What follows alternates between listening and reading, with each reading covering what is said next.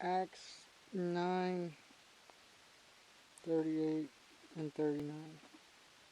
Since Lydia was near Joppa, the disciples, hearing that Peter was there, sent 2 men to him, pleading, "Do not delay, come to us." And now this is very similar to the story of Jesus coming to Lazarus. Now Peter was not understood to be Jesus here, or looked at as Jesus, but simply a worker of the Lord. They knew by the Lord he had power. So ultimately they went to the man of God. This in no way was him rejecting going to God themselves. I'm sure they were praying for Lydia.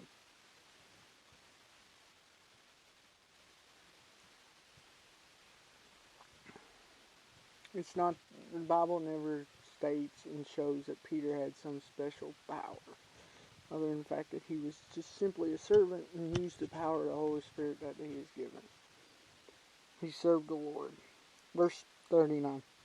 Peter rose up and went with them. He arrived. They led him into the upper room. All the widow stood by weeping, because she was already dead. Up at this point, nobody has raised anybody from the dead except Jesus. And through Peter, Jesus is going to raise another life. It isn't by Peter's power that this is done. Showing the tunics and garments which Dorcas had made while she was with him. So they're mourning her death. They're mourning the loss they have of her. This is common for death. This isn't saying that they didn't have faith. Yeah, I mean, she was dead. But there was those that had faith that went out. And I'm sure they were praying that God could use Peter. This isn't saying when somebody of our life dies that we pray God will send somebody to bring them back from death. Because Lydia would die again and not be raised. This was simply to help spread the gospel.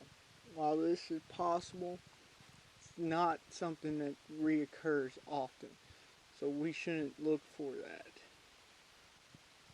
But when we suffer a loss, we can look for God and pray to Him, and He'll send somebody our way to help us with the needs He wants to meet.